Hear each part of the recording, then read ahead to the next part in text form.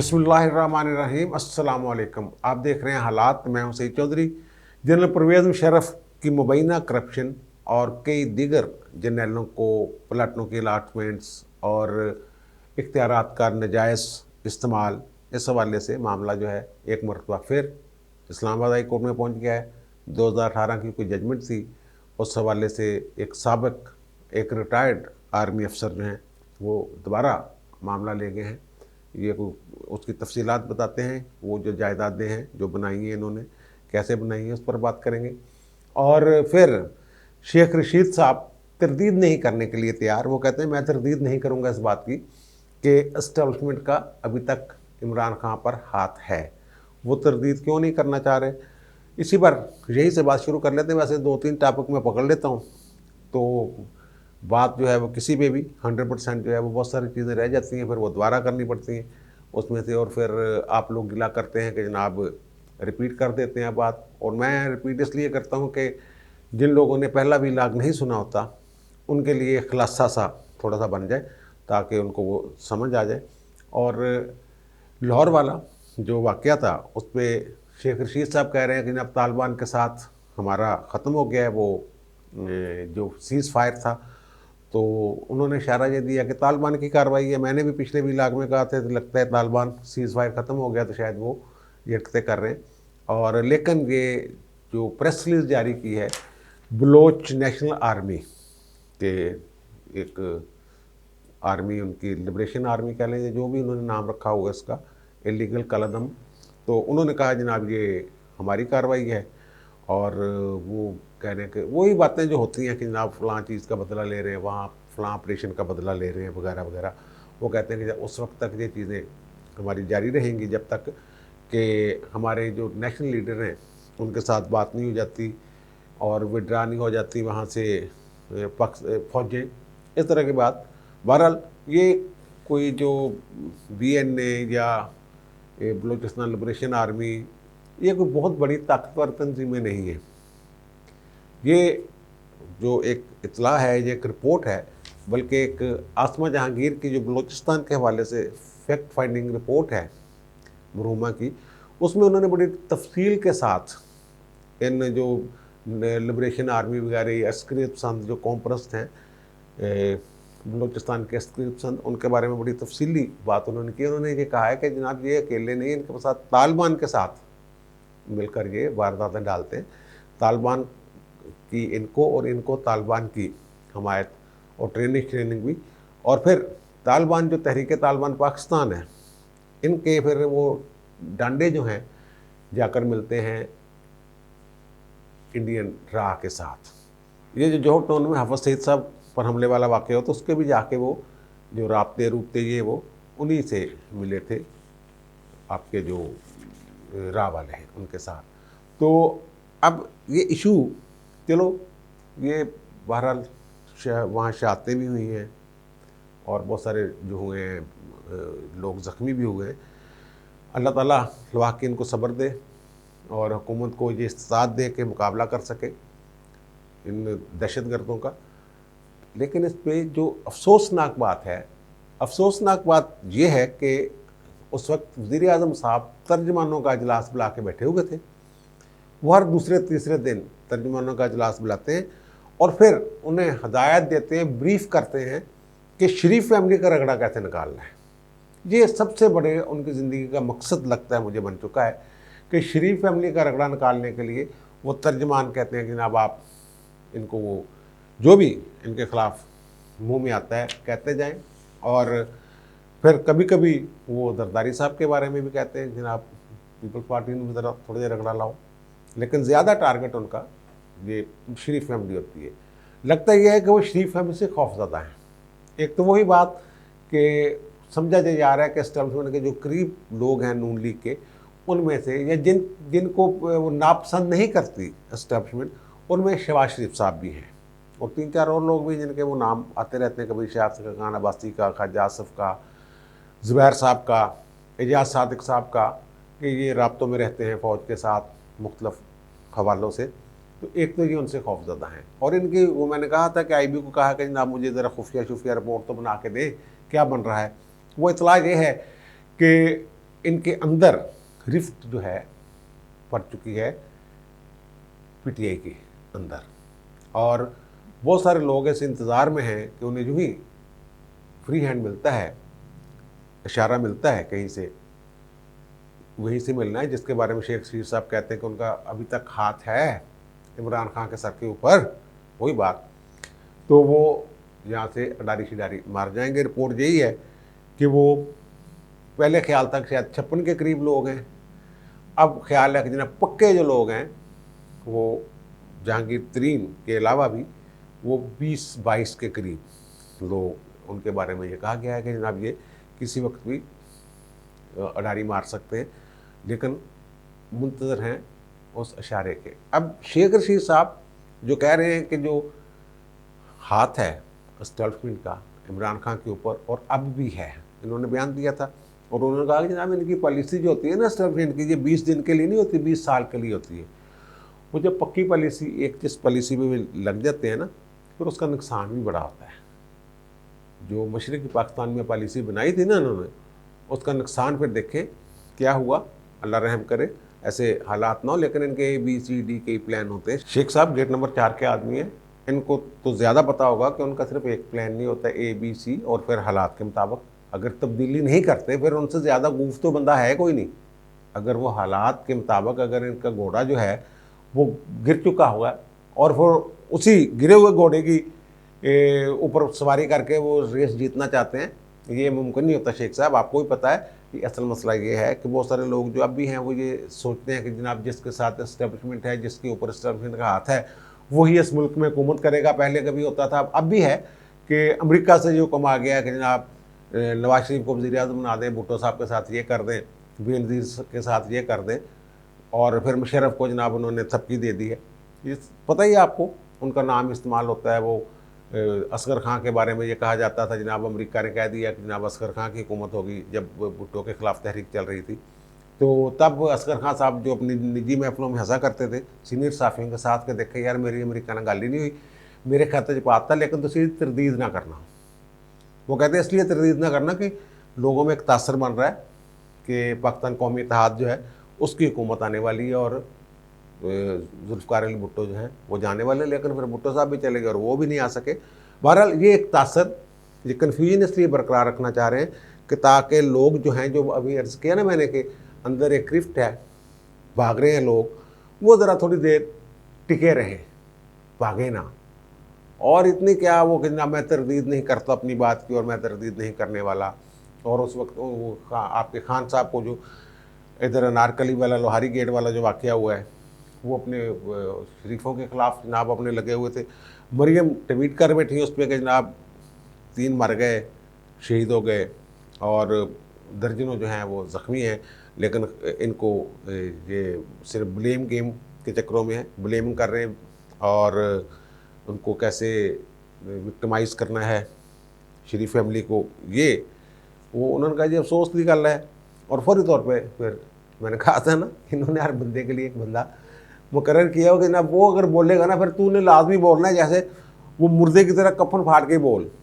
उनका जनाब हैरत है, अब वो कह रहे हैं कि झूठ बोलने के लिए कॉन्फिडेंस मरियम का, इस तरह की बात। उनका किस मुरदमा तरीके से झूठ बोल रही है, झूठ क्या बोल रही है, वो आपकी प्रेस रिलीज, आपकी अंदर की कहानी वो TV चैनल्स पे चल रही थी उस वक्त कि उन्होंने कहा कि जनाब शरीफ फैमिली के साथ ये माफिया है, इसको नहीं छोड़ना, इनके पीछे पड़ जाना है वगैरह वगैरह। उनका जनाब वो क्या ये बताना पसंद करेंगी कि आपकी आज की जो जूम मीटिंग है किस चीज़ के बारे में थी। अच्छा, ये वैसे अजीब बात है, ये खुद ही इनडायरेक्ट तस्लीम भी करते रहते हैं कि हम इनकी जासूसी करवाते हैं, प्राइवेसी में मुखल होते हैं। इसका मतलब और इसके अलावा क्या हो सकता है कि प्राइवेट कि उनको ये भी पता है कि जूम पे कोई मीटिंग चल रही थी और वो कहते हैं कि डाइटिशियन के साथ आपको बात करने का मौका मिल गया, वो न्यूट्रिशन होगा या माहिर ग़िज़ाइयत होगा, कोई उनसे मशवरा कर रही होंगी अगर जूम पे हो, तो इनको ये भी पता है। और ये सारा कुछ मिसकंडक्ट के ज़ुमरा में आता है, इनको शायद पता नहीं, ये इलीगल है, गैर कानूनी है किसी की जो प्राइवेसी किसी किस्म की टेलीफोन टेप करना, उनकी जूम पे नज़र रखना, उनके राब्तों पे नज़र रखना, जासूसी करना, उनको खुल के अपनी प्राइवेट लाइफ जो है वो गुजारने ना देना, ये सारी चीज़ें जो हैं ये, लेकिन इनको ना शर्म है ना हया है, ये अपना जो भी है इन्होंने, क्योंकि कहा गया है कि बयान के ऊपर बयान देना है, तो फिर जनाब ये बयान के ऊपर बयान देते हैं। अच्छा यार, अब जो खबर है ना, बड़ी हसासी खबर है। मामला ये है कि कर्नल रिटायर्ड अनामर रहीम साहब हैं, उन्होंने एक पिटिशन पहले उन्होंने नैब में दरख्वास्तें दी जर्नैलों के बारे में, ख़ास तौर पर मुशर्रफ साहब के बारे में, कि इन्होंने जनाब बड़ा माल बनाया है, पैसा बनाया है और इलीगल तरीके से इन्होंने अपनी जायदादें बनाई हैं, और वो कहते हैं कि इन्होंने नवाजा भी है अपने दीगर जर्नैलों को, वो भी अपने इख्तियारात का नाजायज़ इस्तेमाल करके। नैब में दरख्वास्त दी, 2013-14 की बात है। नैब ने कोई लिफ्ट नहीं करवाई, उन्होंने लिख के दे दिया जनाब के जर्नैलों के ख़िलाफ़, रिटायर्ड जर्नैलों के ख़िलाफ़ नैब कार्रवाई नहीं कर सकता। वो आगे इस्लामाबाद हाई कोर्ट में, हाई कोर्ट के डिवीज़न बेंच ने, 2 रुकनी बेंच जो जिसकी सदारत कर रहे थे, सरबराही कर रहे थे मिस्टर असलम नीला साहब, उन्होंने एक 2018 में जजमेंट दे दी और नैब को डायरेक्शन दे दी कि भाई जी आप इंक्वायरी करें इन मामलात की। वो मैं पूरी डिटेल जो उन्होंने दरख्वास्त दी हुई है नैब में, उनमें उन्होंने जो सबूत दिए हुए हैं वो मैं आपकी गोशगुजार करता हूँ।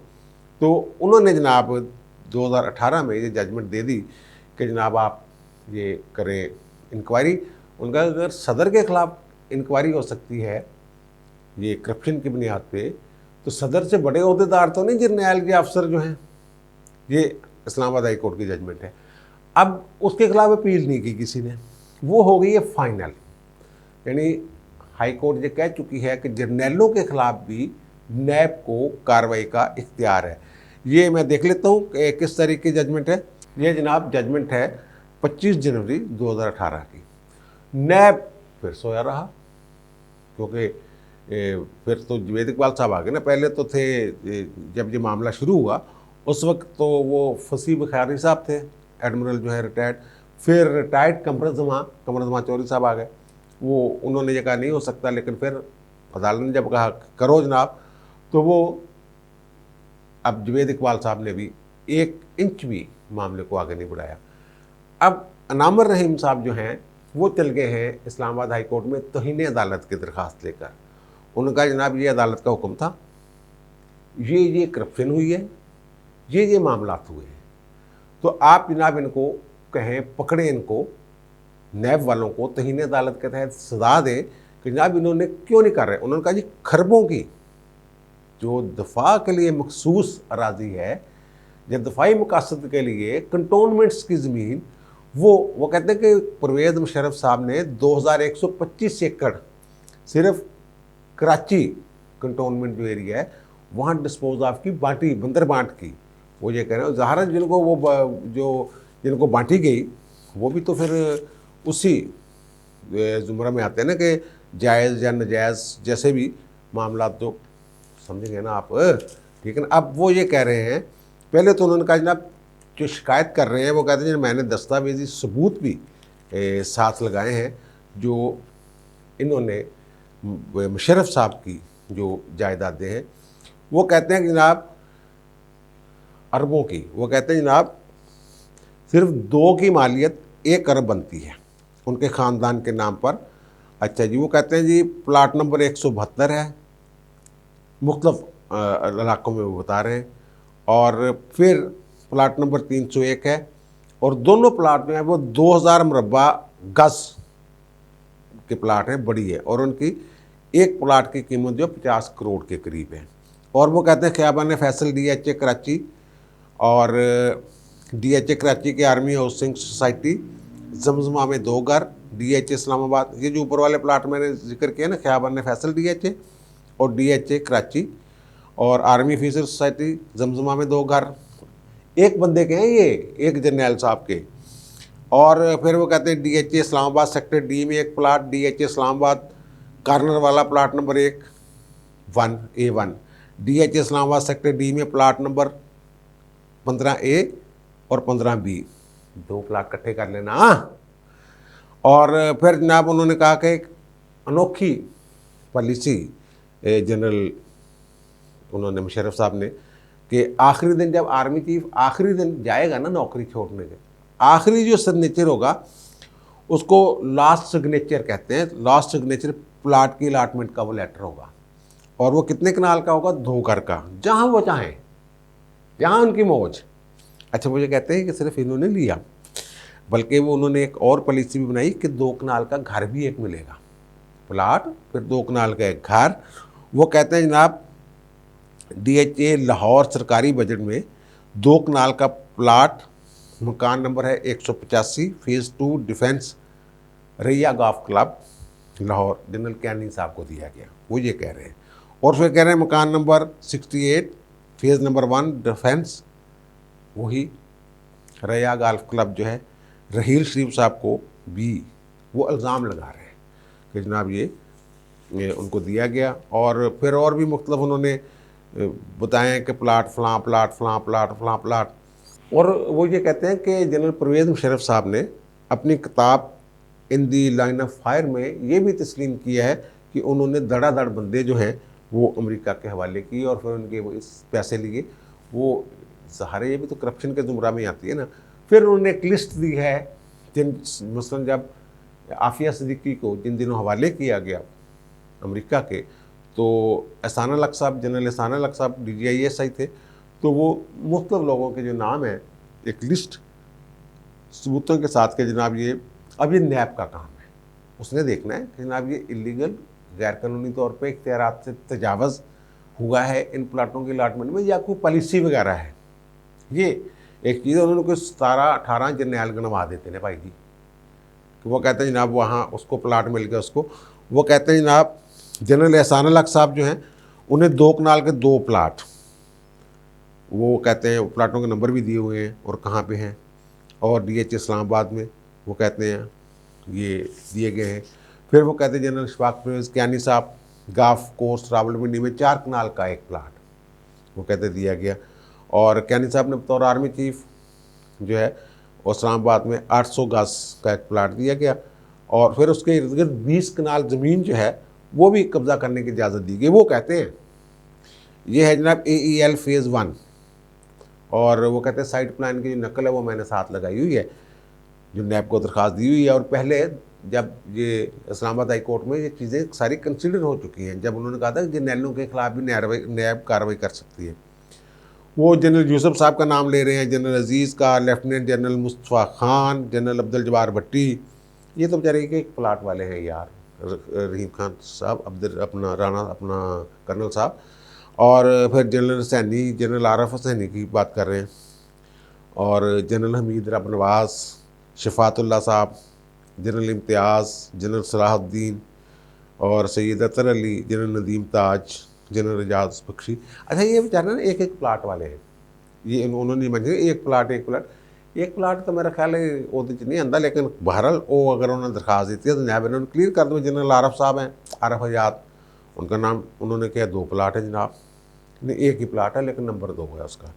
और ताहर काजी साहब, अच्छा वो उन्होंने एक लिस्ट दी हुई है, ये पुरानी को ताज़ा जो मौजूदा रजीम है उनके हवाले से नहीं बात वो कर रहे, वो पुराने जनरल मुशर्रफ के दौर में, और असल में उनका जो टारगेट है वो परवेज़ मुशर्रफ साहब है। बहरहाल वो कह रहे हैं कि जनाब वो बड़ी अजीबोगरीब ये मामला, तो गलत पॉलिसियाँ बना गए और सरकारी ज़मीन देखें। वो वैसे तो कराची में भी जो एक जगह थी, फिर वो उन्होंने अपने वहाँ कॉलेज बना दिया, पहले कुछ और था। और फिर इस्लामाबाद में भी कोई 8000 एकड़ का कोई मामला है, वो इन्होंने कब्ज़े किए हुए हैं। बहरहाल अगर जिहाद कर रहे हैं अनाम रहीम साहब तो ठीक है, पर नैब कुछ तो करे ना। नैब कह दे जनाब इंक्वायरी की, ख़त्म हो गया मामला, अल्लाह ला खैर सल्ला, इसमें क्या है। लेकिन वो अब तहीन अदालत की दरख्वास्त दायर की है, वो डिवीज़न बेंच जब बनेगा तब हफ्ते 10 दिन में इम्कान है कि वो लग जाएगी। ये ना हो कि अदालत इस पर पाबंदी लगा देगा जनाब इसकी वो खबर नहीं जाएगी या ये नहीं होगा, ये भी हो सकता है ना। जैसे वो एक जनरल के बेटे के मामला का जो जिसका कोर्ट मार्शल हुआ, तो अदालत ने आज कह दिया कि जनाब ये इसकी रिपोर्टिंग नहीं होगी, वो चलो साफ़ियों बार ना सो। ये वो अदालत है जिसके बारे में ख्याल हमारा ये है कि ये आज़ादी अज़हार राय और आज़ादी और अतला के हक़ की बात करने वाली अदालत है, वहाँ ये पाबंदी लगी है। अब मुझे दीजिए इजाज़त, इंशाल्लाह दोबारा मुलाकात होती है नए व्लॉग के साथ। अल्लाह हाफ़िज़।